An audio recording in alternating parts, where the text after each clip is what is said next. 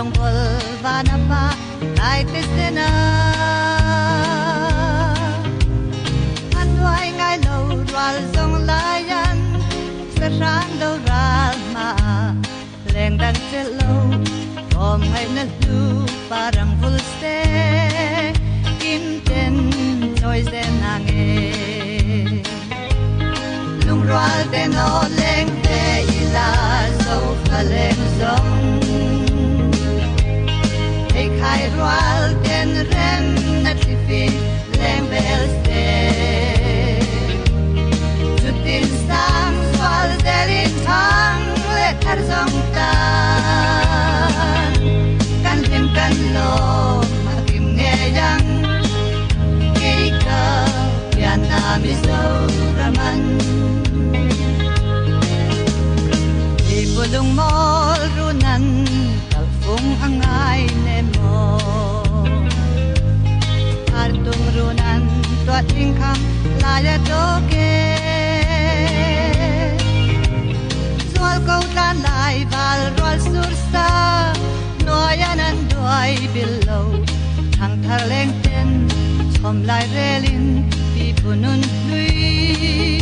nun moi yang na ngai e lung rual den o leng te ila zo faleng song hey khai rual den rem na tipi leng mel ste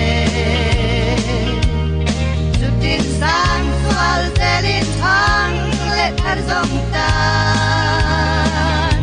kan lim kan lo akim nge yang kei ka ya na mi so raman o zo ram tham tin leng ngồi pui nun ngai lo ten yang plei chan hai la lai ten tual kan leng za wai bom ho var kol ke zia tial le zuk sia li nen chung a len ka noya satin an wi ya ve sten na wang dui lai lung rual ten o leng ve ila zo fa leng song hey khai rual ten rem na tifi leng vel ste chutin sang swal derin thang le thar zong tan kan lim kan lo akim nge yang kei ka ya na mi so raman sikwi yang so tipim len na o kan so ram ro mei si riai tang dung dut partin vulna ning zu thum choi khwai va ram thiam rang khap wi si ran moi nam pin nau fa lo loi ve se kan ram moyan mi rei an cham tu ra lung rual ten o leng te ila so faleng song